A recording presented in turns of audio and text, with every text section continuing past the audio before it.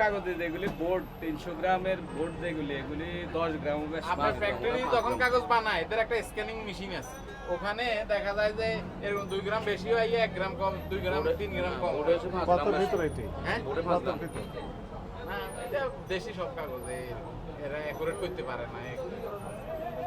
তাহলে জিএসএম বিদেশিগুলিও বেশ